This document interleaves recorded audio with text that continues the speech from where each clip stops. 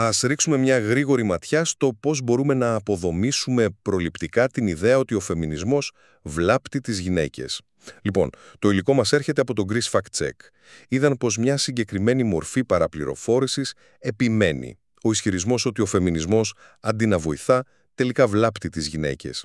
Είναι μια τακτική, ξέρετε, που αντιστρέφει την πραγματικότητα.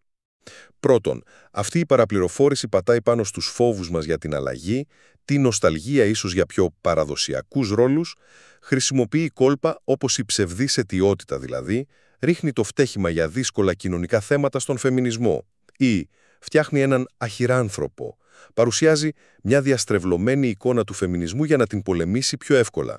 Δεύτερον, κοιτάξτε, τα δεδομένα λένε ακριβώς το αντίθετο. Ιστορικά, ο φεμινισμός άνοιξε δρόμους για βασικά δικαιώματα, ψήφος, μόρφωση, δουλειά. Σήμερα, οργανισμοί σαν τον ΟΕΣΑ, την Παγκοσμία Τράπεζα και τα Ηνωμένα Έθνη μας δείχνουν ξανά και ξανά πως η ισότητα των φύλων φέρνει πιο γερές οικονομίες και καλύτερη ζωή για όλους, όχι μόνο για τις γυναίκες. Και τέλος, πώς το αντιμετωπίζουμε. Εδώ μπαίνει η προληπτική αποδόμηση, το λεγόμενο pre-banking. Δεν αρκεί απλά να λέμε τα σωστά στοιχεία. Το σημαντικό είναι να δείχνουμε πώς γίνεται η χειραγωγήση, να καταλάβουμε αυτή την τακτική της αναστροφής, όπου η δύναμη παρουσιάζεται σαν ζημιά. Όταν καταλαβαίνεις το κόλπο, του κόβεις τη φόρα.